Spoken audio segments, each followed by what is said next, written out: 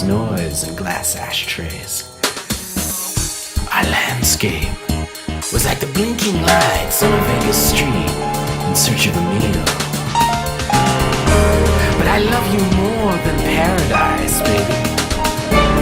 You're a Cadillac amongst humans. Medium is message, money makes a dance. Love is product, the joke is in your pants. Medium is message, money makes a dance. Love is Hey, all right.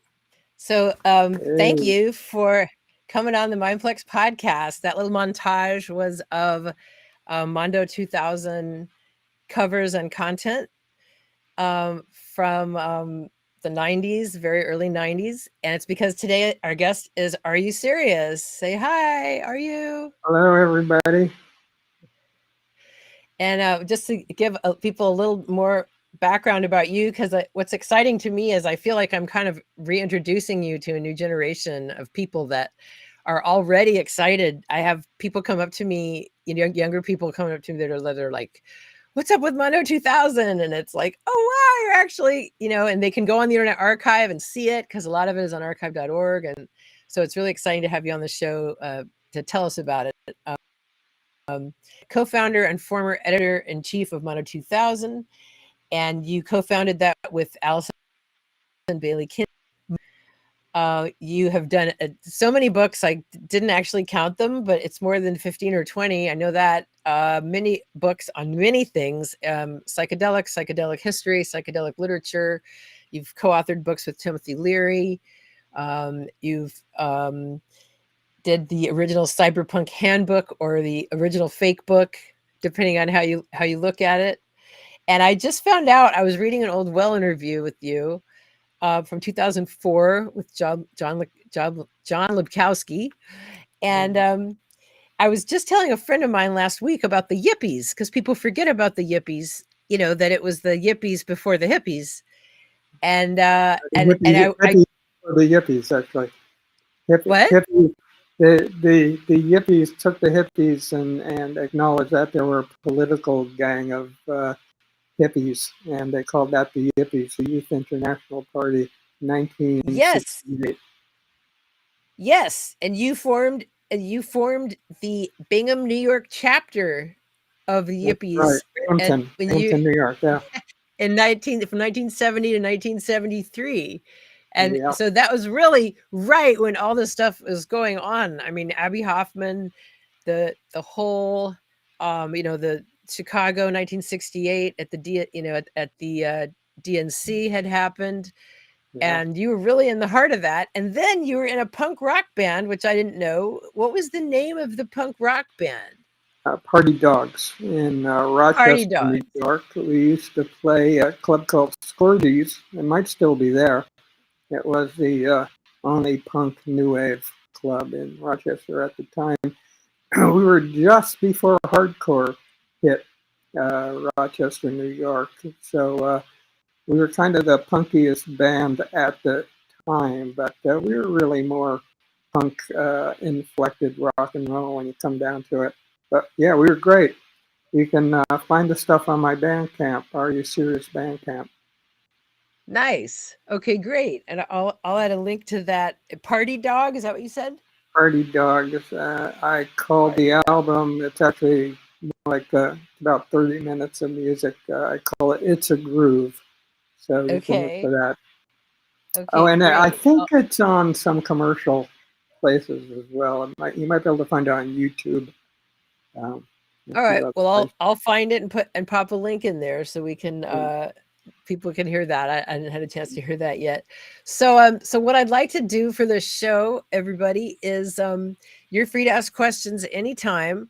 But I'm going to try to start kind of at the beginning and let RU talk about how the magazine was formed and stuff like that, and then look at some of the early issues and get his firsthand feedback on them.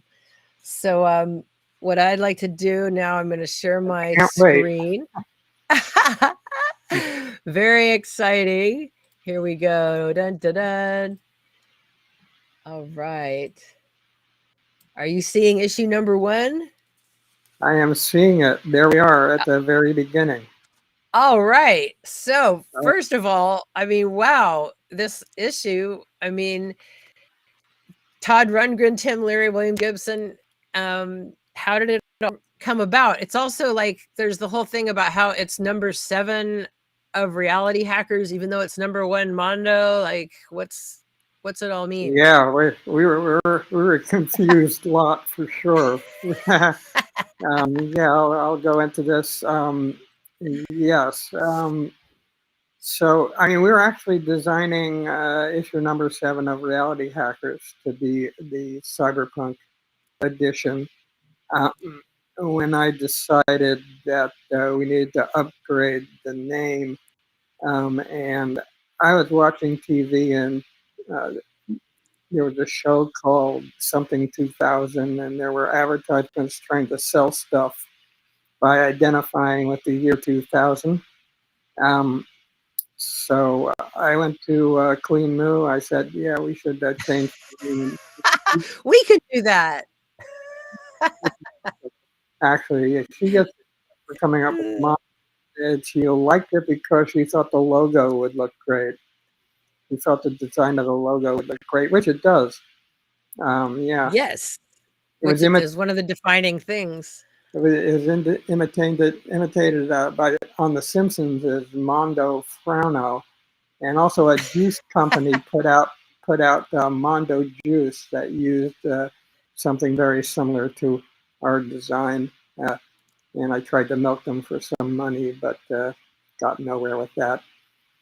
So anyway, yeah, I can talk more about this. Yeah, so just wanted to show everybody that you can find this issue at the Internet Archive, because a lot of these issues are up there. And on very early on, we have this page where you explain that's you, and there's Allison, Queen Moo, and there's a closer picture that people can see you guys, because it's such a, I don't know, it's such a perfect, the expressions on your faces is so perfect for the time period. In terms of the optimism, it's just these optimistic looks to me. And here's where you give your sort of little manifesto of what it's about. And I have this part right by here. By the way, on Mondo2000.com, I have a version of this where I go through and add new comments and make fun of it. Oh, good. So people can look that up.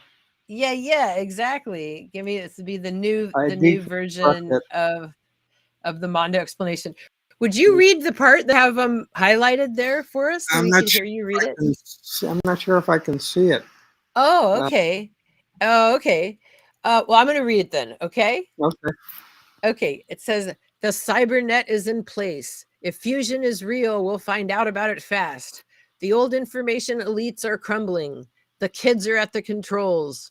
This magazine is about what to do until the millennium comes. We're talking about total possibilities, radical assaults on the limits of biology, gravity, and time, the end of artificial scarcity, the dawn of a new humanism, hijacking technology for personal empowerment, fun, and games, flexing those synapses, stoking those neuropeptides, making bliss states our normal waking consciousness, becoming the bionic angel. They get weirder before they get better.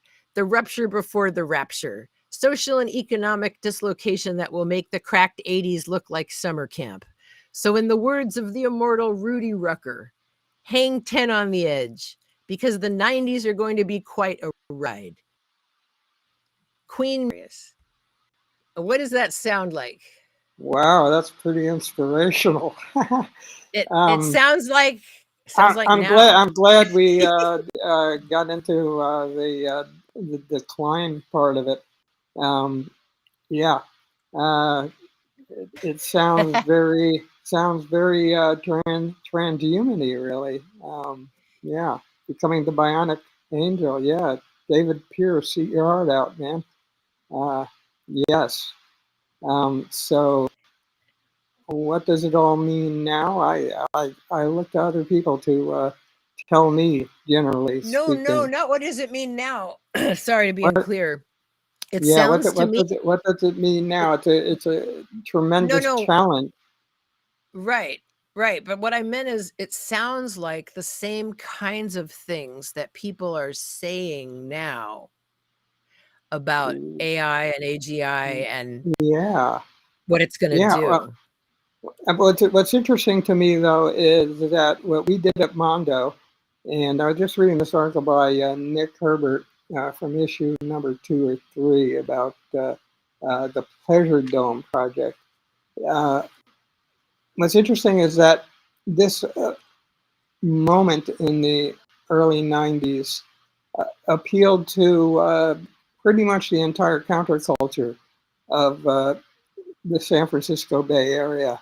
And it would be a culture that I would say would be about 2/3 of them would probably be hostile towards these sort of utopian projections about the future and new technology and so forth. So the narrative, at least, and perhaps the actuality, has turned from an optimism and utopian idea of technology to a lot of recognition or feelings about it being very dystopian. Now, and the thing with Mondo, at that time, we could make it all up. The future was being made. It was ahead of us, and the feeling with new technology and the internet that hardly, relative to the population, hardly anybody was on it yet, and everybody's talking about virtual reality as if that was about to become widely distributed and all that stuff, and the idea that nanotechnology might happen soon. All that stuff in the early 90s, that was a culture that it was still making itself up so that people who would be inclined to be interested in that could all hang out together, whether you were the owners of the company or the lowest lumpen proletariat person, living in a squat. I like to say that the people who threw rocks at the Google bus and the owners of Google would have been hanging out together at the Mondo 2000 house in the early 90s. So, I mean, it's such a different culture then, and it was such an unmade culture. We were going to parties about virtual reality that didn't really even have any virtual reality at it. You could maybe get Eric Ellison or Darren Lanier to drag one of their systems to a party. Right, because they were big. They were big systems. I was just trying to find those pictures that I have of it. They were amazing. Darn it! I guess we're gonna come at. We'll hit it up soon. But that's what's so exciting, I guess, is that the stuff is finally happening. All the stuff that was just, bullshit, science fiction, is actually happening now. And so that's what, but the utopianism, it can turn people off. But it didn't turn us off then so much. It was because we hadn't heard it before. See, now it's 30 years later and I've heard it so many times, right? So it's different, but it still wasn't like that though. It's about the internet and it was so new and so unique. The voice that Mondo put out. I mean, I'm looking at an old issue and I'm seeing how that there are errors and it's a little messy and so forth. Oh, I know. The really early issues, the really early issues. We kind of hit our stride around number 4, and held that to about number 7 or 8. Those were really slick, well organized, but it was okay. Directed. But it was okay because it was new, it was novel. Because it was beautiful. We were just looking at the picture. It was sort of like and then somebody would read part of it, and then it would be like, what? And then everyone would read like that part so we could argue about it, right? Oh, It good. was like, Good. I'm glad to hear it. it was interesting, and then it was just there. It would be there. There was a copy of Mondo in like all the party houses. Everywhere you went. When you're getting ready to go wherever, there'd be the Mondo, and it would be and it was almost like a waiting room. It was the required, waiting room magazine, and everybody was just when the new one came out, everyone was just talking about it.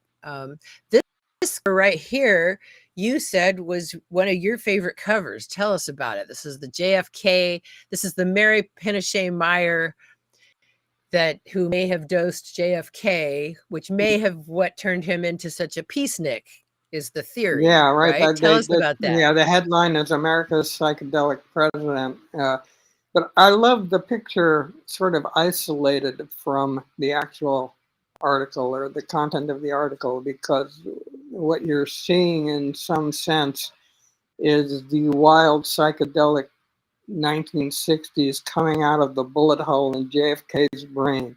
I think it's the signature moment of the 20th century. And I think it's incredibly well expressed by this picture, which I think it was actually painted by Eric White, who has gone on to become a fairly famous painter. Yeah. Neat. So yeah, I mean, it references other. Yeah, that's a good Go ahead. issue. No, too. keep going. Yeah, Yeah. I was just flipping through it. It's a combination of all the stuff, going on at the time, and then also the incredible graphics, of course. Yeah. Now, so who's doing these graphics at this time? It was and Bart Nagel is the art director. Heidi Foley, who later became the art director, is the assistant art director, and they're both very involved. And then they're hiring different artists to do it. John Baruso is a name that comes to mind. Eric White, who I just mentioned. Bart is doing some of them himself. I don't remember all the names, but a lot of really marvelous artists. And I mean, this is all credit to Queen Moo for wanting to have to feature design and to spare no expense, which was complicated financially, but so marvelous to see and look at. In fact, let me do a little merch here. Should we? Do you want to be? Are you showing something on the screen? Yeah. Okay, cut to here we go. We'll stop sharing for a second. I don't know if people can see this, but this is a book called Mondo Vision. There's just 1,000 copies of it with various visuals inside. Oh, they happen to be opening to the same thing. Perfect. And it's published by Culpa Press, and there's only 1,000 copies of it. So look it up, and you can try to get one of them. Yeah. Cool. Great. So I actually forgot to ask you something that I'm going to go back to the stuff I have prepared here, because I didn't get the story. Now, how did you get Todd Rundgren on the cover? How'd that happen? Oh yeah, Jazz Morgan, our music editor, and Morgan Russell, who is one of our co-publishers at the beginning, they went out to see Todd. He was living in Sausalito. Todd had become a digital enthusiast. I suppose he was always a technical enthusiast. There in Woodstock was a recording studio and so forth. But he had moved to Sausalito and become part of the culture there. And so they went out and they interviewed him and took a picture. And it was going to be for Reality Hackers. So he's holding a copy of Reality Hackers with Sun Ra on the cover, which was our issue number 6 of Reality Hackers, music issue, an excellent issue, by the way. And so yeah, we got the picture and decided to use that. Now I got to say that Todd is sort of the only male ever to appear on, except for JFK with his exploding head. The only male, except there was somebody in drag in one of the issues. I wish I could remember their name. I But see later. Yeah. well, yeah, but yeah, he was the only guy ever to grace a Mondo cover. Allison decided on putting the women on the cover as I think after reading, Well, what attracts the people hot, to magazines actually is yeah, and I gotta tell you, it did start a thing about and I remembered now where I have the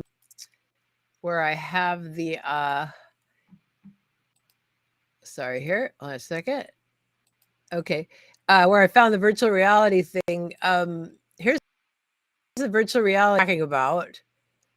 That's what virtual reality was when this was happening. And I used to pay $15 for 15 minutes on this thing in San Francisco. And it was worth every penny. And the car version of it, which I never used, but that's what that is. And then speaking of hot covers, I mean the hot Mondo cover, whether it was an elegant hot Mondo cover or Reese Witherspoon hot Mondo cover, even when she's just being silly, she's hot, right? I mean, there it is. Yeah. And then that, I mean, that's just, I don't know what planet is definitely hot, right? Like, oh, that's Centra Wilson. The great writer Centra Wilson. Yeah. Oh, okay, great. And I have another this layout later that I took a picture of. That's Centra Wilson, I believe, right? I can't see it that clearly, but oh, okay. I think it That's is. that's from that issue. My point is, those are Centra, yeah. Hot covers were really a part of it, but they were still tasteful hot covers. Yeah. And they were authentic. Here's some other stuff that we showed in the opening. There's Iggy Pop. You had a great, and Iggy is also one of these people who are always sort of, I don't know, cutting edge, bleeding edge. Yeah, Iggy is a perennial. Actually, on the well, I had people complaining that Iggy Pop was old. We started right around 1974 or 1994, 1995 when the Gen X thing really exploded. There was some identity conflicts going on within Mondo and within Mondo fandom, not wanting to crush the old people on there. People complaining about Timothy Leary being a frequent presence.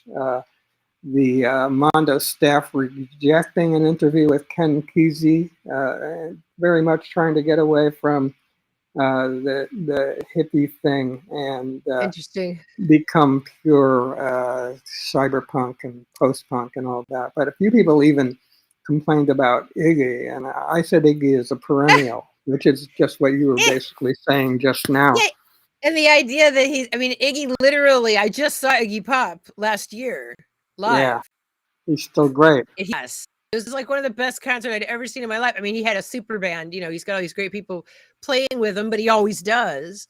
And the idea, he gave me hope, as a rock and roller, an aging rock and roller or whatever, like, wow, 80 years old, he's doing great. He's certainly, but the idea that he'd be washed up in the 70s, that's why I was laughing.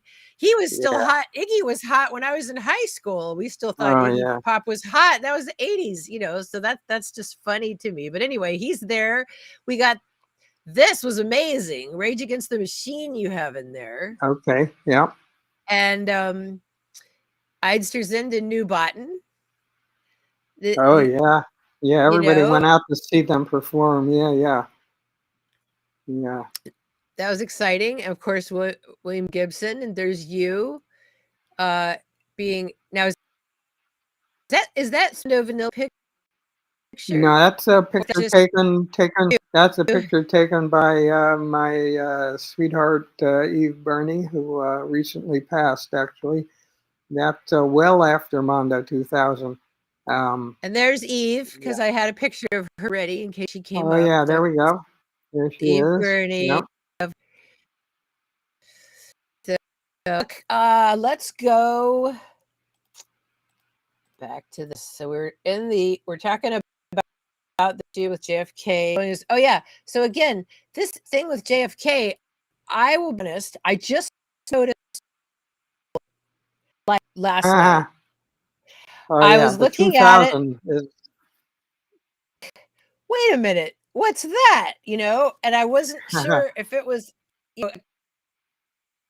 now I see that it's coming out or bullet coming in, but I was like, oh wait, that's actually the key to everything. And I just noticed it. But this is a really important Kennedy for all of his, interesting, I don't want to get into a discussion about Kennedy, but interesting policies. Did a clear about face at the end. Something happened to change his mind about war. And it's the kind of thing that people do, and they've been tripping. I mean, we'll never know for sure. There's different evidence around it. What gave you the idea for this? What evidence or what stories were you acting on? It was actually the article by Nancy Druid was lifted straight out of issue number 3 of High Frontiers, which came out in 1987. So okay, yeah, so we just rerun the same thing, but I mean, it came from Timothy Leary and flashbacks going into his relationship with or his friendship with Mary Pinchot Meyer, and how he says she came to her for psychedelics and to learn about running psychedelic trips because she was going to turn on powerful men in Washington. And it being Tim, I thought, Tim made up a great story. But I mean, it's been confirmed. I can't remember the name of the author, but their book about Mary Pinchot Meyer confirms that she knew Timothy Leary. She had a friendship with Timothy Leary, and she had an affair with the JFK, and they smoked marijuana in the White House. She couldn't confirm that they took acid in the White House, but that even part of this story lines up with reality is pretty stunning. Yeah. And I love that they couldn't confirm it, which just means the right people kept their mouth shut, which I also love. Yeah, it's almost the best part of the story is that, and they're never going to be able to confirm it. And who cares? Maybe he never actually took it, but it got him thinking, and he did some reading, and the reading turned him. I mean, whatever it was, something turned him. I mean, it's a great story. Yeah, it's a great story. And I just love the idea of 1963 being this turning point in which the wild psychedelic movement leaks out of the brain of JFK.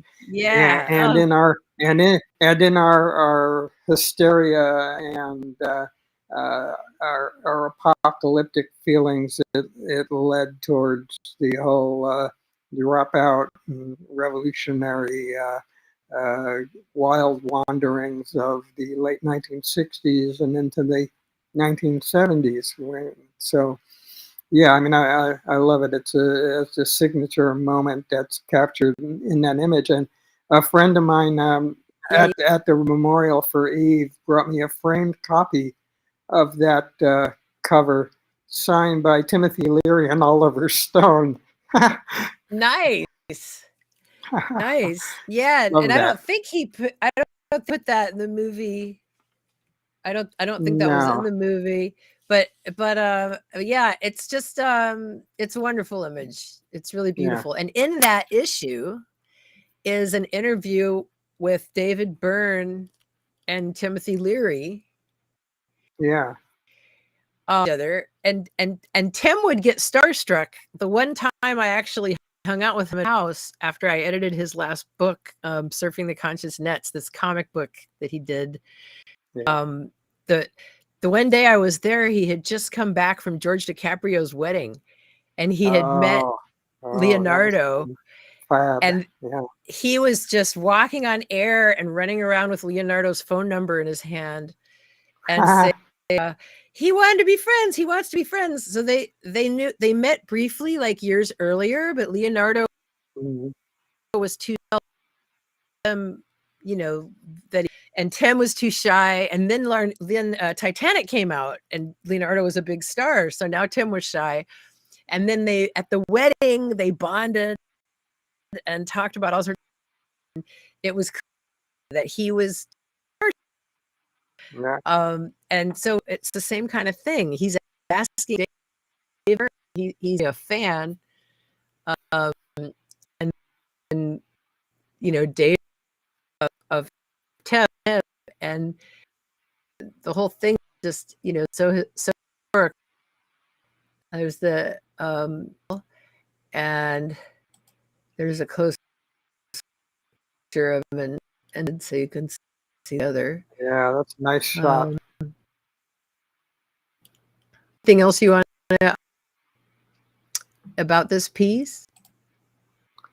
There's an accompanying piece in which Tim does sort of not exactly a review, but an article of praise for a book that David Byrne had put out about new ways of looking at art in the internet age. And it was sort of along the lines of the William Burroughs Loot the Louvre idea that everything was going to be free or cheap and easy, and would not be valued by its exclusivity, but it would be, you know, copied and passed around. It's very kind of a sort of very sophisticated culture theory thing that younger people would not have expected from Timothy Leary. I really like that. I quoted from it recently in an article on the Mondo 2000 website, actually. Yeah, we talked that with Creative Commons, that the idea, he talked about sharing, remixing and things like that. He didn't call it remixing, collages. But again, you know, again, is 1990. He told me I was a librarian and I had no idea what he was even talking about. Yeah. You know, I had no idea what a digital librarian was. Never heard that word before in my life. And so he really did see a lot of the stuff, you know, that happened. While we're here, I saw this Neil Young piece. How did you get Neil Young? I mean, again, these are big names very early on in the magazine's. Well, these are great stories. I don't know. I don't know if you ask that question to lead into a bragging point. If you know this, but we had these people actually contact. We had these people actually contact us to want to be in the magazine, which is, you know, I think is very rare and very unusual, particularly for a magazine at the time. Our circulation was maybe 70, 80,000, you know, nothing compared to Rolling Stone or any of the major publications. But yeah, we heard from Neil Young wanting to be in the magazine. Right around the same time, we heard from David Bowie wanting to be in the magazine. David Bowie, to me, is God, but I had that. Yeah, I would have got that. And and of course, as legend would have it, we heard from U2. What's the name? The Edge. So I mean, there's a whole story behind that. But let's see, is it number 10? Yeah. So David, is it number 10? The David Bowie. Oh, the Bowie interview. Okay. Well, Tim Leary ties into this, and it's not a happy story. We did eventually have an interview with David Bowie in Mondo 2000 in a later issue, but we heard from his people that he wanted to do an interview and that he was going to be in Los Angeles. And we were like, okay, our man in Los Angeles is Timothy Leary, and he canceled the interview. Oh. So didn't want to get interviewed? Yeah, I'll forget that about David Bowie. He was a little paranoid about Leary. We were envisioning a repeat of the Rolling Stone issue where he and Burroughs posed together and all that. But yeah, well, it's part of the story, you know. Yeah, that's okay. Tim was not happy about it. No, I imagine not. I imagine he was excited. I'm sure, like I said, he was probably starstruck as anybody would be. Yeah. We talked about whether Ashes to Ashes was about him or not. Oh. He thought so. But that had come out way before. Ashes to Ashes had come out way before you were scheduling that interview. What am I misunderstanding? Yeah. Ashes was out. So it couldn't have been about. Oh, you think he wrote about Leary then? Is that what you're saying? I mean, it was the 70s. Oh, everybody right. knew. I mean, he commented on Leary in a rock magazine, I think in the early 70s, when he was talking about a song. I can't remember the name of it. Something from Space Oddity, the Signet Committee. At the time, it wasn't negative or positive, but he clearly followed some of Tim's themes across his career, which is part of why it was disappointing. But I guess he thought he thought of drugs, and we were thinking cyberculture, which they were both into. Yeah, you said he was thinking drugs. You think he was thinking it's going to be about drugs? Yeah, and he was against. He was being against drugs, which was partly bullshit, but nevertheless.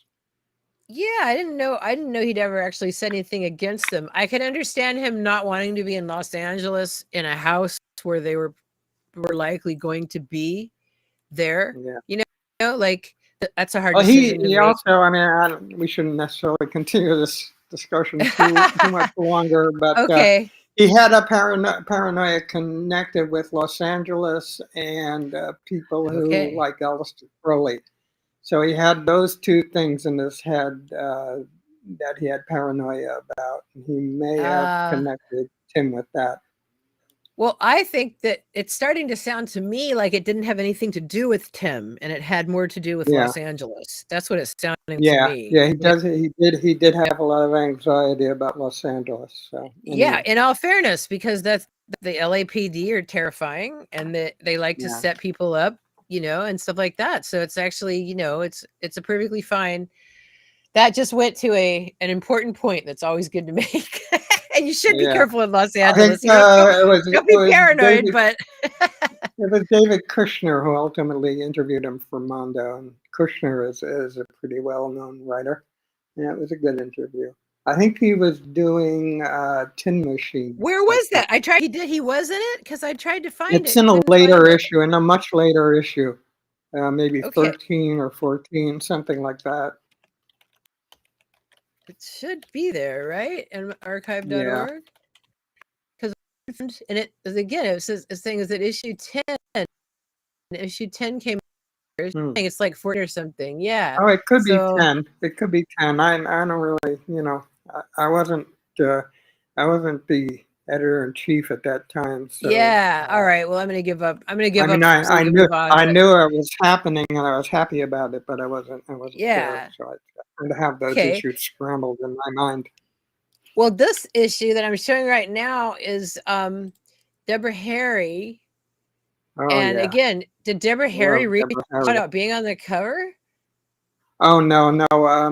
A friend of mine, I can't think of his name right now, but he knew everybody in music practically because he had like the biggest record collection in the world or something like that.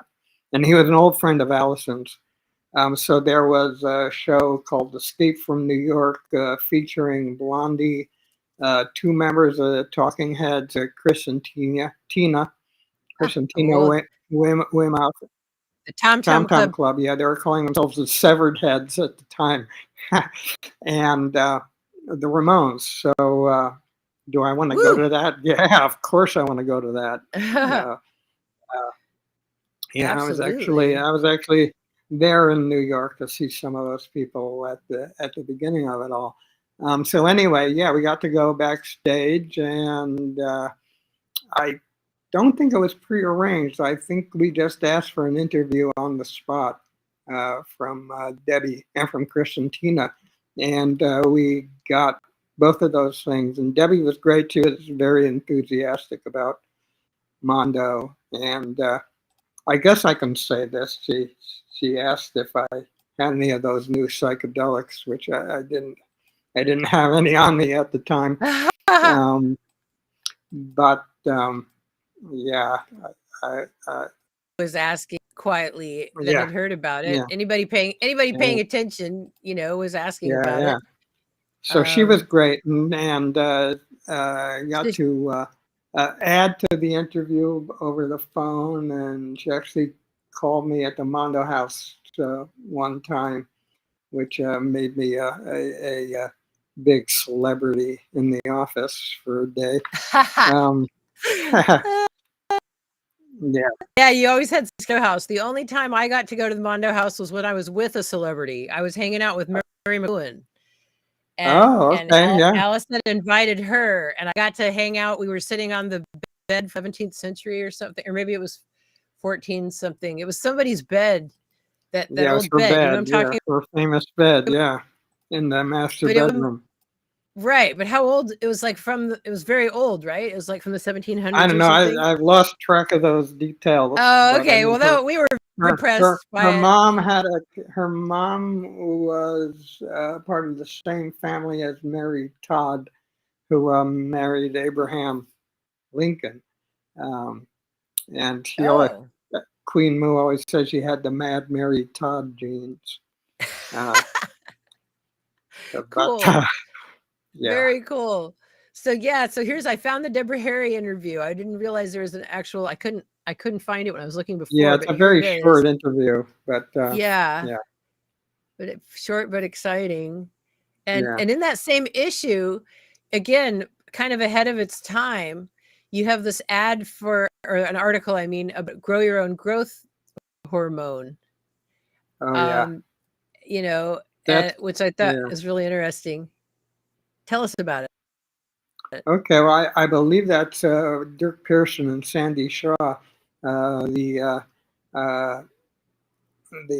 vitamin and nutrient hustlers. I don't know if people should know about Dirk and Sandy if they're in the longevity world. They were doing it. They were doing it raw, without a lot of advanced technology going on. Merv Griffin in late 1970s, dressed like heavy metal stars, talking about longevity and different vitamins and nutrients you can try. And St. Jude Milhan, who became our senior editor, developed a great rapport with them because she was very knowledgeable about obscure medical stuff. She had been a registered nurse, actually. Now, is St. Jude on the cover of the Cyberpunk handbook? Is that St. Jude? No, that's no. Oh, okay. I won't try to find it. Tiffany Brown, actually, on the cover. No. Picture of. She's around, though. You can find pictures of her. Yeah, I'm just gonna show. Oh, that's right. I forgot. I got to put the Millhorn, or it's gonna give me Jesus. Here we are. Yeah. All right. A little Jesus. A little intervention from Jesus. Hey, never hurt anybody. Here's the picture. Here's her mugshot. This is a good one. Oh, yeah. Yeah, that's her being arrested at civil rights demonstration. One of the big ones down in the South in the early 60s. Jude Jude went through it all. She was working in analog with computers, and she helped to design the automatic, they call them automatons that would spit. You could put money in, and it would shoot food out at a place called Horn and Hard Art. She helped to design those. She was the only woman in Stephen Levy's Hackers, about the history, the early history of hackers. And she was part of the group that started the Community Memory, which was also the group that, with Lee Felsenstein and Ephraim Lipkin, that started the homebrew computer group, out of which grew the personal computer. Jobs and Wozniak were among the people who were going to those gatherings. I think they're in the South Bay, but also some of them were in Berkeley, I think. Lee Felsenstein just wrote a book, no publisher yet, but such an interesting early history of computers. By the way, we talked about yippies earlier, and I've mentioned in a number of places that Mike claimed that the yippies started the digital revolution because they were at the center of phone freaks. They put out the, I can't remember the name of it, but they put out the newsletter, Bell. They were absolutely, Draper used to hang out at the Yippee Zippy headquarters in New York. At every level, the phone freaking, PHREAK,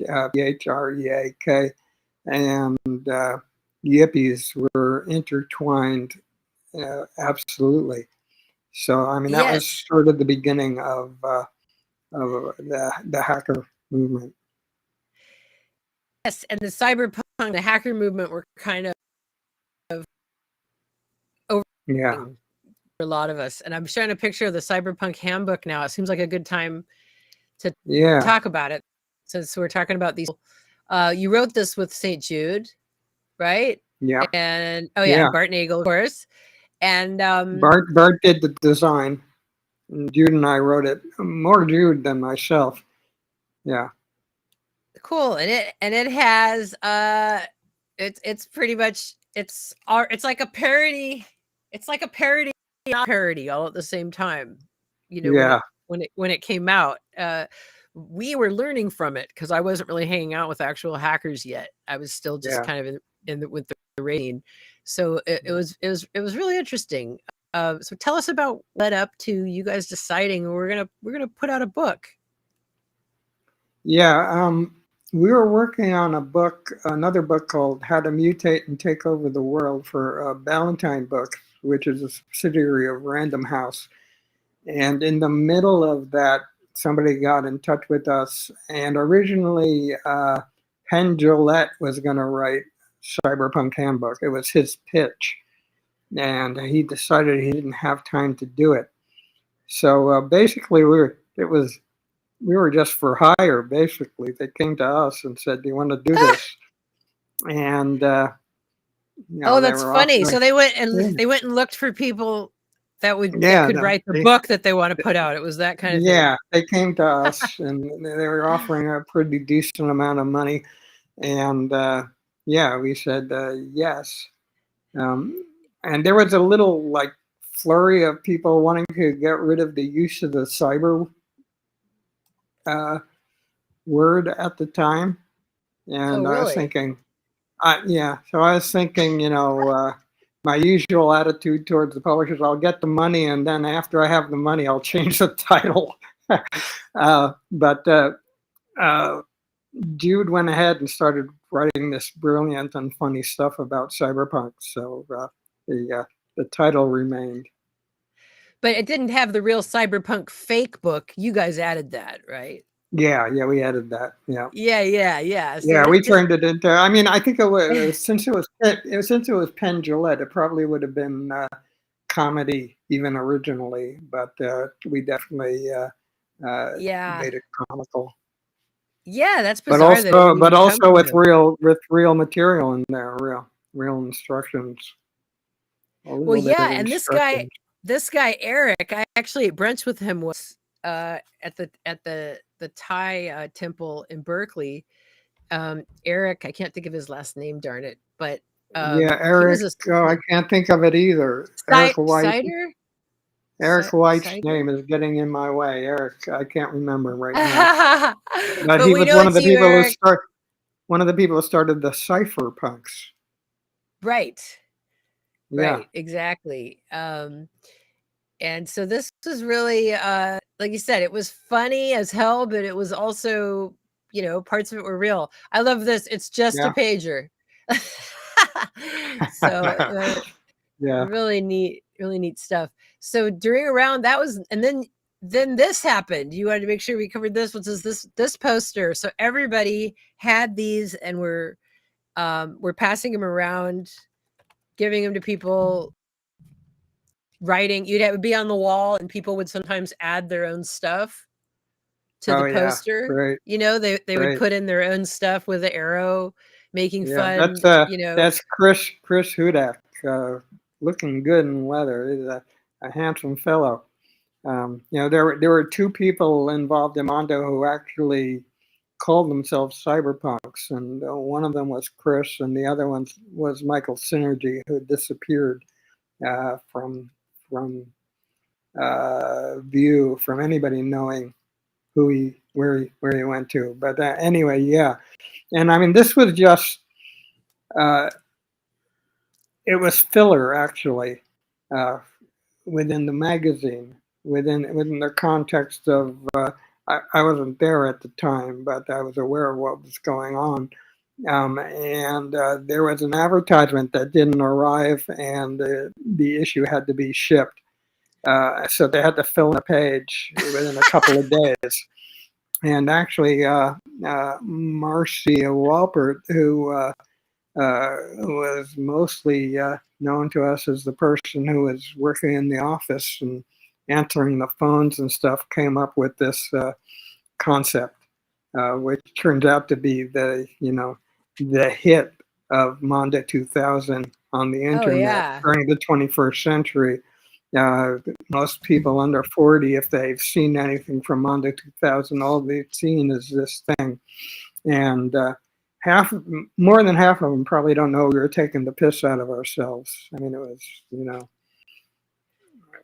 like it was a real thing. Yeah, or like it was something you wanted to be. But again, in many ways you did. Yeah, in many ways it was. These things. Yeah. So it was the stuff you should have at that time. Or you wanted to find out about it or whatever, Yeah, absolutely. Yeah. Neat. So let's see. Okay, I'm gonna go back here. Okay, with John Perry Barlow. Barlow. And here's a picture of him and you. Yeah. And I just wanted to show this across it. And John Perry wrote a lot for you guys. And what was that like? Did he just sort of send you his latest thing and you would put it in, or I mean, more or less? Did you ask him? I mean, he came along pretty early when we were Mondo. Actually, we were still really reality hackers when he got interested.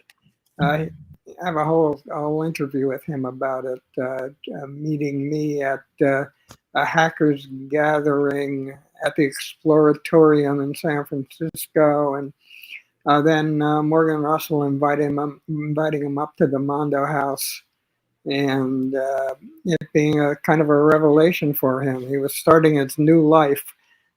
He had taken off from being a farmer in Wyoming and had come to the Bay Area to be a participant in digital culture, the cyberculture, as we called it at the time. And of course, a Grateful Dead lyricist, but not somebody who was hanging out really with the Grateful Dead. So in a way, this was kind of new to him. And he came to the Mondo house, which was a beautiful sort of described in the media during the 90s as a techno-gothic citadel high in the Berkeley Hills. Yeah. We Well, came what he there. said. Go ahead. Yeah, go ahead. No. Well, I was going to Anyway. say when he talks about his relationship with the Grateful Dead and writing lyrics, basically, he was Bobby's smart friend. That's how they thought of him. And Bobby had to write lyrics. Bobby needed some songs to like show that he could write good songs. And so the way that Perry tells it, I would give him a perfectly good song that was already worked out or whatever, and Bobby would completely transform it. He'd give it some weird time signature and change it into one of his weird Bobby songs. But they had this thing. But yeah, he wasn't really. He hung out with them when they were playing because he'd go backstage, for the shows. But he wasn't really into the Dead scene like that. It was really interesting. No, he avoided it. Hearing him talk about it.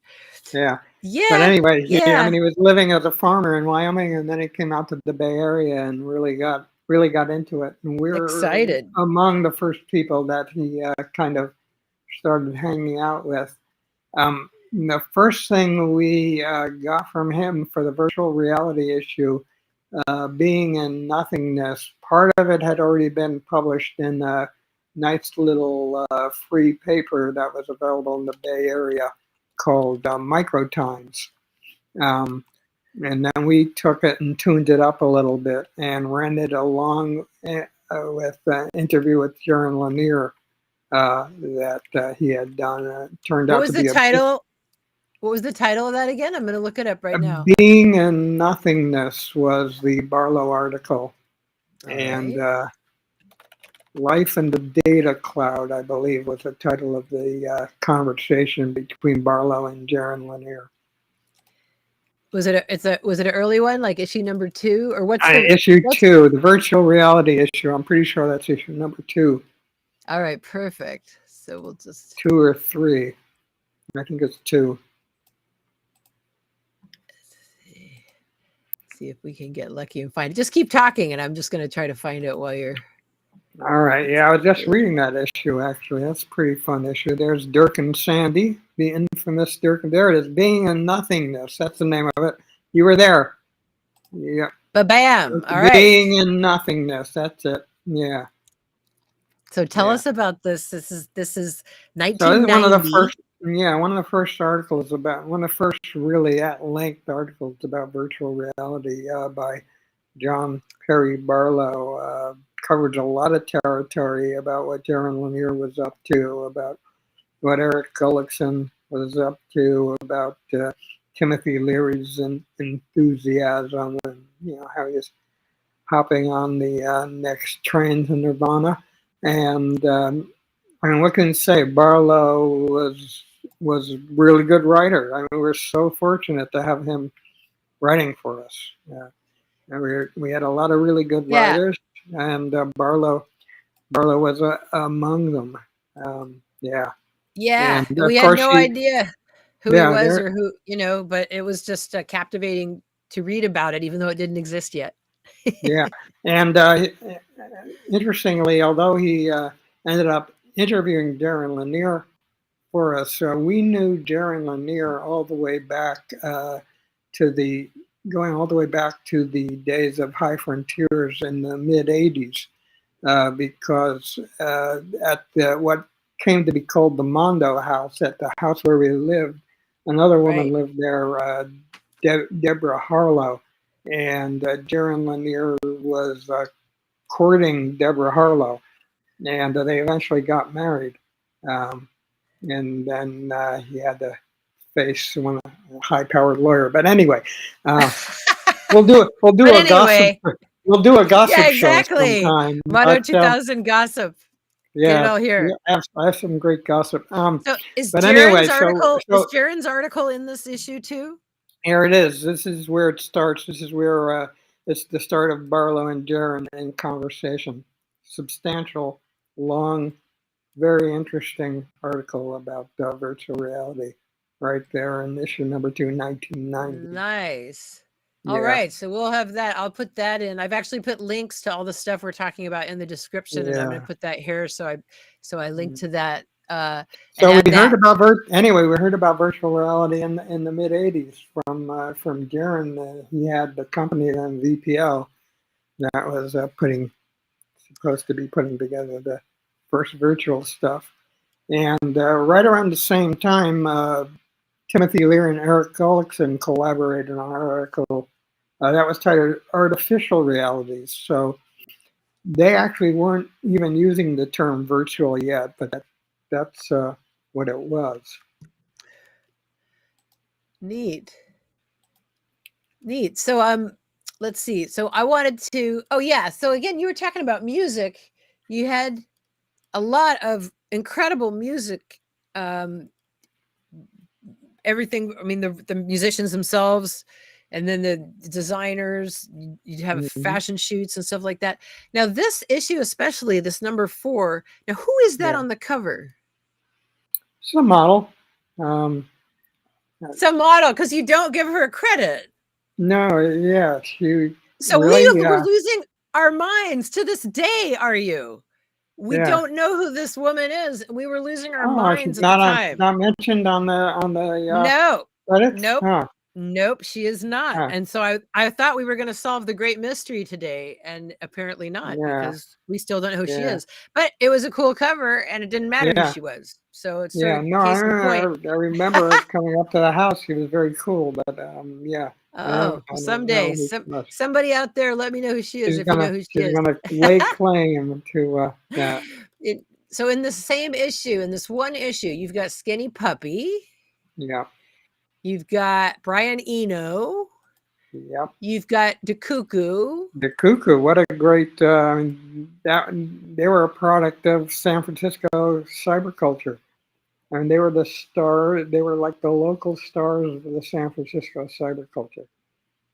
4 women doing stuff with digital stuff and live music, and they ended up making an album produced by Brian Eno, but I don't think it went anywhere. But they were like the stars of our local culture. Yeah, they had their moment. I can't remember what the song was. They had different moments, but there was a widespread respect for what they were doing. Yeah, they were fantastic, even though they didn't get big. And we found this unpublished cover. Oh yeah, that's one of the members. Cuckoo. Because you ended up using the model without a name, but it could be, or it could be from a different issue. Yeah, it's probably from that issue, right? Yeah, we had a bunch of. Because it's the same picture almost. See, it's from that same shoot. Yeah, we mocked up a bunch of covers and printed them, and made some decisions on those. And then here's an article. We're still in this issue of John Perry Barlow interviewing Ted Nelson. Yeah. Which is Ted Nelson, the inventor of hypertext, who actually hangs out at the Internet Archive all the time. He's had an office there for like 20 years. That's some Mount Rushmore of cyberculture stuff right there. Barlow, Barlow and Nelson. Barlow and Nelson, especially when he says things like WYSIWYG is practically the lobotomization of our ability to see. Yeah, that's just the kind of over dramatic shit that Ted would say. Oh yeah, and so it was just good stuff. Good stuff. Well, indeed. we love people who produce pull quotes. That's for sure. Yes. Yeah. And then here, same issue. William Gibson and Bruce Sterling. That's actually a review of. It's a review of their book by Rudy. Different Engine. Is it by Rudy? Okay, by Rudy. Yeah. So Rudy you've Rucker. got Rudy. So Rudy Rucker is doing book reviews. Yeah. For you. Okay, just want to make that point. It's kind of amazing. It's just we'll just they all ended up writing for us. I don't think Gibson ever ended up writing for us. He might have, but Bruce Sterling ended up writing for us a lot. Rudy, Rudy, we connected with way back when we were Mondo 2000. And John Shirley was actually the first person to agree to be in our initial article from the cyberpunk world. He had just moved to the Bay Area. Yeah. Neat. And John Shirley wrote for us a lot as well. Neat. Okay, and then we have, is this Sarah Drew? Yeah. And I what's going on? Let's not to be named, but I guess it's too late. Yeah. Oh. Okay. Yeah. But okay. Yeah, it's a great pose, being a cyber siren and a cyborg, and yes, many years off my life. But that's for the gossip show. That's for another. We're definitely going to have the gossip show now. We keep dropping tidbits for it, and we are going to have you back in September, by the way, so that you and Ben, can we'll talk about future stuff too, by the way. Cool. Yeah. So this is another cover that never was. You can tell it's not a final cover because you guys would never have anything boxy like that. But I still thought it was interesting, and that's what you do is you mock up several covers and pick the best one. And for you guys, I'm sure you had lots of amazing covers that never got published. Unfortunately, not too many of them were saved, but some of them were. Some of them that I was able to find. Yeah, neat, and it's so nice. It's so great that you put them up there. That the Internet Archive. Yeah. That they're there for people. Hey, let's talk about Mondo Vanilli. Oh yeah. So I was amazed. I remembered the song. I found that "Love Is the Product" song. That's the music that was playing in the opening montage. Yeah. That's an hour classic. That's an hour-long song story in and of itself. How we met Trent Reznor, and he said we should record for him, and spent $90,000 of Nothing Records money, and then they didn't release it. That's a whole. He was in his downward spiral at the time, wild times, and he was, of course, living in the house where Sharon Tate was murdered, and we met him at a housewarming party with Timothy Leary and the members of Mondo Vanilli, and Gibby Haynes, and oh God, I can't remember the name of the guy. Anyway, bunch of rock stars. Yeah. And what do you think happened? Why do you think they didn't release it? I mean, what reason would they give? And there was everybody went over budget, including us. And I think we were following Trent's example, assuming we could do the same thing that he could do. But nothing. It was a boutique record company given to Trent, in which, as is often the case with record companies, telling him he can do whatever he wants with it, and then not actually following through on that offer. So Nothing was a subsidiary of Interscope, which I believe was a subsidiary of Warner Brothers.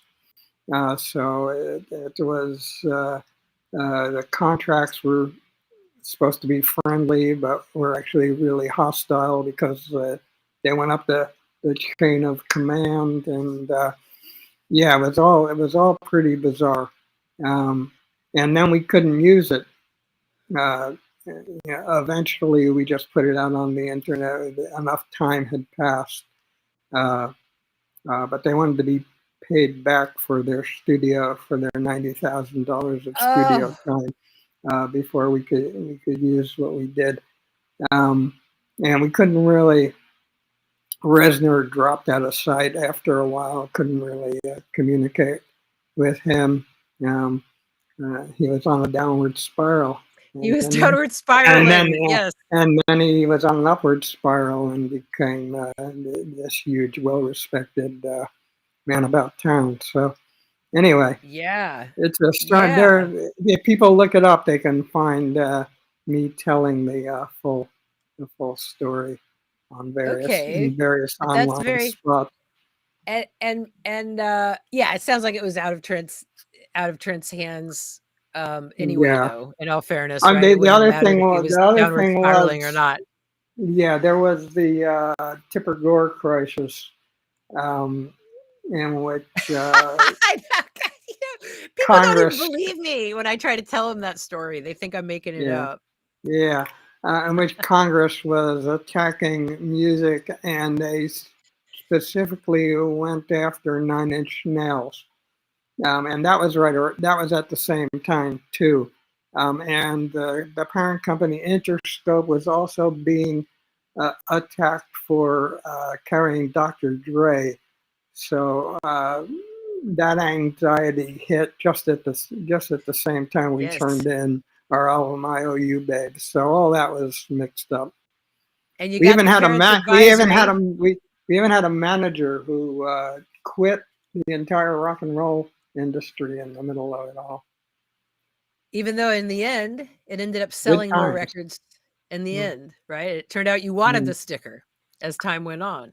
Oh yeah, you'd say things on purpose to get the sticker. Everything. Oh yeah, we didn't have to put that on there. It's on there because we wanted to. Yeah.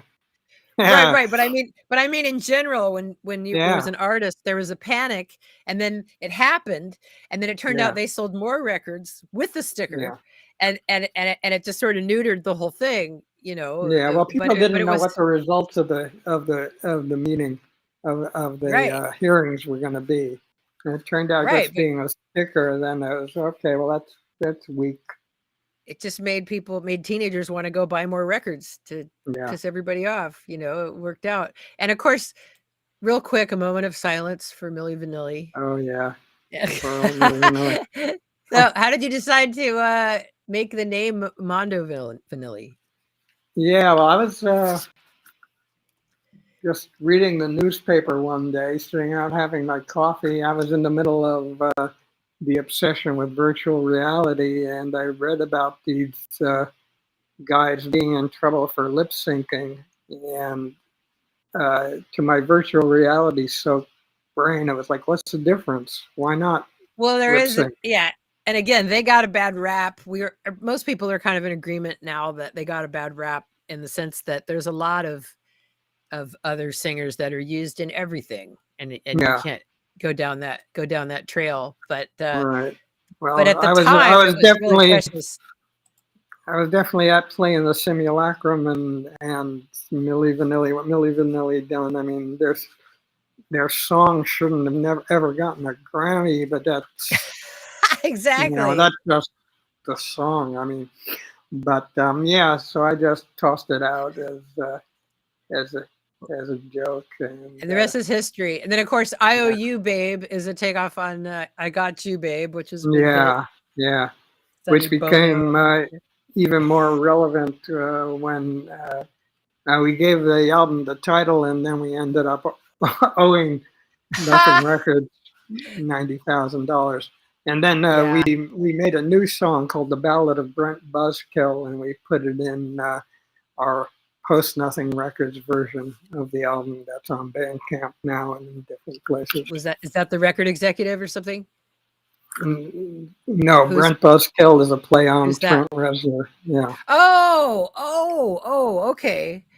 Yeah. Again, it sounds like to me, it sounded like it wasn't anything personal. It sounded like no. Like he said, they give him a record label, and you don't really have the power to do with it what you will. Like they said. What happened was he actually had 6 different artists that he had signed, other than Nine Inch Nails, and the only one who got albums released was Marilyn Manson, which was certainly business-wise is a good decision. You know, we can see where that wound up. Yeah, it's hard to talk about Marilyn Manson since I've seen the documentary, you know, now about all that. But way back then, he was actually a progressive. He had a stage show. They were good albums. Was progressive and stuff, and that just makes it all the more sad. You know, throw him on the list of music I can't really listen to anymore. He can hang out with Michael Jackson and all the other sad music, But Yeah. swiftly moving on. Well, So this I is listen to let's see. anything, but anyway, yeah. I Yeah, still yeah, listen to yeah. Cat Scratch Fever because it's a good song. Oh But no, anyway, he's the worst. No, no, not Ted Nugent. So okay, so terrible. like I I say, have a song. I have a song actually called. I can't remember the opening title, but its subtitle is "I Fucked Ted Nugent with His Own Gun." So people can look that up. is that one of your songs? Yeah, Oh well, that's okay. I mean, it's that's got a the right nice song. sentiment. Anyway, yeah, yeah. He's just just a meanie. I don't like meanies. Yeah, Hey, I've no, it's found this horrible. piece now. I'm showing now. Here's Genesis, who's finally got a movie out about them. I saw. I haven't Yeah, seen it yet, but it looks really exciting. yeah, And here's a quote from him. Video is the nearest you'll get to an electric Molotov. Go out and throw one. Cause the cathode ray tubes to resonate and implode. You are your own yeah, screen. yeah. We worshipped this guy. This Oh guy, yeah, Genesis. or they, at the time, that's why I made that mistake. But Androgyne. Pandrogyne. what? Pandrogyne. Oh, Pandrogyne I is the don't know word what he is. uses. I don't know what. Oh, okay. Well, Pandrogyne. there was already Genesis was already around by the time because he was doing psychic TV, Oh yeah. right? And we Performance would, arts going back to the 70s or maybe even the 60s. yeah. I So in the remember. I 80s, remember. I remember seeing him. His name in Dadaist magazine called File, which during the punk era became Vile, and he was so part that's of late the. 70s, early 80s, Yeah. probably. Yeah. Yeah. Okay. So this Yeah. is 85, and I'm thinking about when your magazine was coming out, maybe around 90, maybe around Yeah. Yeah. 1990, and we would just collect old television sets and Oh make yeah. these walls of television sets, Yeah. and then fuck with the signal to get it to display different things, right, than just all the same thing or Yeah. something flashing, or if somebody finally did it to where it could be one big picture, from Yeah. all the TV sets. Oh, We just that's lost our fabulous. mind. Oh my Yeah. god, Yeah, we're mind like, blowing. this Well, is all what's goes good. back to all goes back to Nam June Paik, actually, the first video artist from the going back to the 1960s. Nobody else wanted to have anything to do with video art. And there's a great What's the name? hour-long What's the Nam name? June Paik, NAM NAM. Oh, there it is. JUNEPAIK. A Korean artist. Yeah, Korean who Okay. moved to America. And yeah, All yeah. right. I have a personal Interesting. story. Eve and I had our first sort of formal date when our friend Larry took us to San Jose to a Namjoon Pike exhibition, video exhibition. Uh-huh. Yeah. So So yeah, did you meet him or? Oh no, no, it was just stuff. Okay. He wasn't Oh, there. okay. No. Later, Okay. It later was we went exhibition. to later we went to something at MoMA in New York. That was an exhibition, but it was after the opening. So no, I never got Okay. to meet him. Neat. But Actually, Binghamton, New York had a strong experimental TV center, so I was very aware of experimental TV as a neat. Well, 20 I'd never heard of something. him before, so this is neat. Yeah. It's always neat to Yeah. get some more Oh, history in there. people should find that show. It's such a marvelous show. He says so many brilliant things about technology on that show. What's the name of the You show? can find it via PBS. Something about moon, the moon Okay. something, or but the Really moon is the good first artist. Okay, I'm just TV, checking it. something like All that. right, I'll find it, but I'll find it and Yeah. drop it in the description. What's the story behind this cover? I don't know who Well, this that's is, but Brenda Laurel, one of the early people experimenting with virtual reality, still quite well known okay. within VR and tech circles. So yeah, that's who that is. Neat. Where was she in college or teaching in college? I can't remember exactly. at the But time. yeah, Linda Laurel, absolutely. Neat. And then we have Reese Witherspoon. Reese's first cover. Haha. It says Freeways Reese Witherspoon. What the heck is Freeway? Is that a movie? Freeway was this weird movie that Queen Mo became obsessed with. So we interviewed the director, and then we of course put Reese on the cover. And you think it was her first cover? I'm pretty sure that's her first cover. It was pretty early in her Wow. career. That's it was amazing. It was a very punky and nasty movie. It was very different from what you'd likely to see her in anymore. Although I think she does make good choices, actually. She does. Big Little Lies was the last thing I saw her in, and I was actually rather impressed. Interesting. Yeah, so this is great. Yeah. Go ahead. Usually, what were you going to say? Yeah, usually if I see she's in a movie, I'll at least try to find out what it is. Yes, that's amazing. And this is so this is the same time period, sort of 94, 95. Okay, yeah, this is would be Wilson. This would be 96, maybe. That's actually that's the one issue I was editor-in-chief on in the later period. I came back to guest edit an issue, and that's the one with Reese Witherspoon on the cover. That one. Neat. Okay, and then this is just an ad for Centra. There's Centra. We talked about her. Now this I wanted to ask you about. This is an ad. Is this an ad that Logitech gave you like this, or were you guys creating these ads? It could be from Logitech. It was after my time, but Logitech always gave us interesting ads.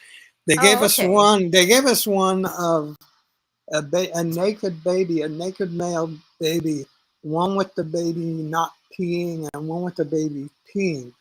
I can't remember.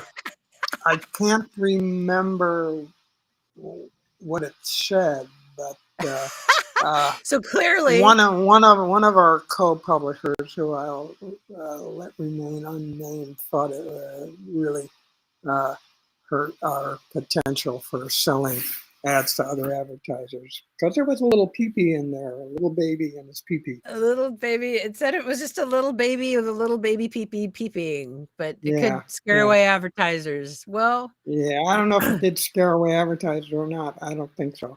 Did you run the one? Did you run the version with the pee-pee? Yeah, it ran. It's in one of the issues somewhere. Oh, so they gave you two verses, but you chose to do the one that showed. That was the one. No, it was the one version that they gave us. It was. Okay. A baby side by side, a baby not peeing and a baby peeing. Oh, I see what you're saying. They were both. Oh, okay. So, but you did go ahead and run it. Yeah, we ran it with knowledge and a forethought.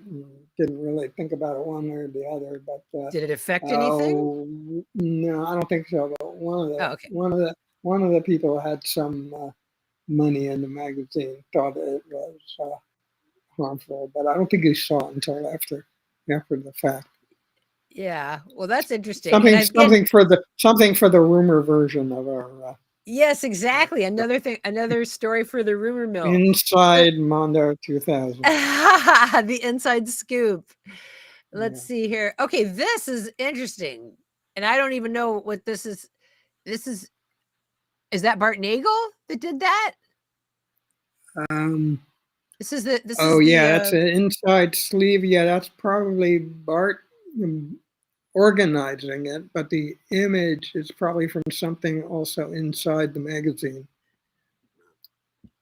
Oh, okay. Which could be by anybody. It could be by any of the artists that we used to work with. Okay. Well, could be by Bart or could be by somebody else.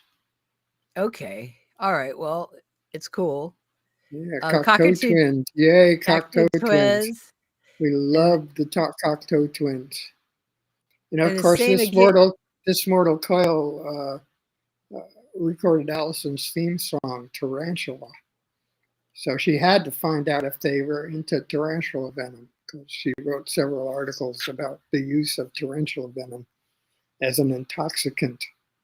That's right, because she's actually a scientist and an anthropologist. She is. I call her a big time. gonzo anthropologist. She didn't graduate or anything, but she lays claim to discovering the property of DMT in toads before anybody else. And she did it by reading iconography, Ptolemaic iconography, rather than through any other source. Interesting. But yeah, you can. I Yeah. I tried to tell that guy who has a show about psychedelics on TV about it, because he had a whole episode about who discovered DMT in toads, and made no mention of Queen Moo, but he poo-pooed it. Well, she wrote a paper. She's written papers and stuff that There's an old paper on it, but definitely. Oh, there isn't. Well, she's written papers on other things. It's just not quite explicit enough to make it over the top, but it's there. Yeah. I found some papers that were enough to make me be like, okay, she knows what she's talking about. Oh yeah, she's done some great stuff. Yeah. And then in here, let's see, we've got okay, that was the John Perry. So these again, now these were just kind of in there. I wasn't sure what stories they even corresponded to, but this is just the kind of thing that you'd stick in there. Now that's Cinta in the middle, right? Yes, that's her right side. Yeah. And this whole fashion thing was really cool and really prevalent at the time. Let's see, there's Cinta again. Yeah, I mean, a lot of the hardcore nerds thought the inclusion of that kind of stuff was ridiculous, but we had fun. Neat. All right. Well, RU, that has been really great having you on the show. It's amazing. It's been being able to talk to you firsthand about all this stuff. Here we go. And I just want to really thank you for coming on the show, and we're going to have you back in September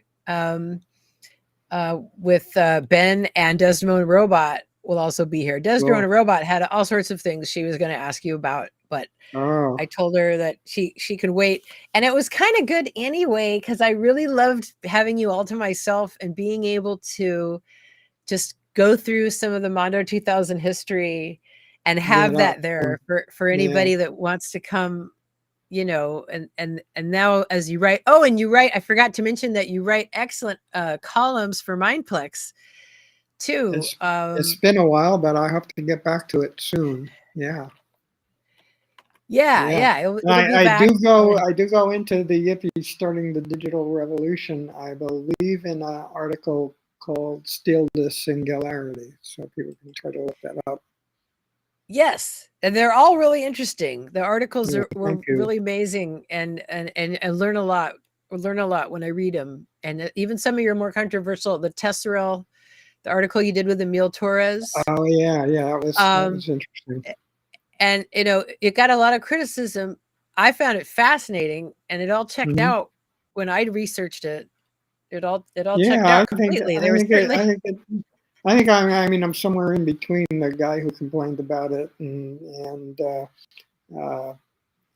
guy I interviewed, Emilio. More towards Emilio, but yeah. Well, I mean, but it was scary monsters and super creeps. Exactly. It's just, you gave both sides of it. You weren't really being for or against it. You were just talking about what it was, and it was, it was really well done. So we love having you on the team, and we look forward to having you back.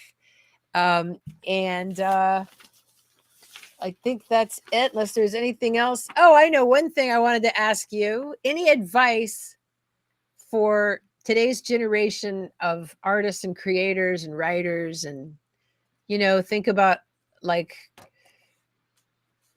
you in the 90s, if you were you now, what any advice that you would give writers?